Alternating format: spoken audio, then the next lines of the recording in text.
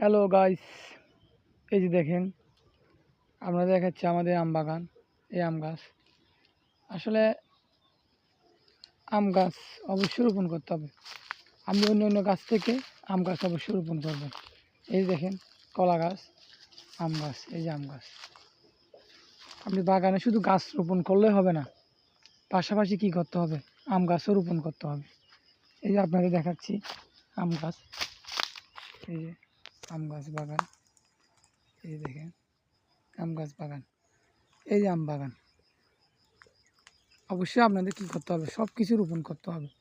শুধু আপনি গাছ বাগান করবেন তা হবে না, গাছ বাগানের পাশাপাশি অবশ্যই কি আম গাছ, কাঁঠাল গাছ, লিচু গাছ, বেল গাছ, তারপর আমরা বিভিন্ন প্রজাতির ফল ফুলের গাছ রোপণ করতে হবে। এই যে দেখেন অনেক সুন্দর লাগতেছে, কারণ আমাদের সব কিছু প্রয়োজন, জীবনে সব কিছু প্রয়োজন আছে।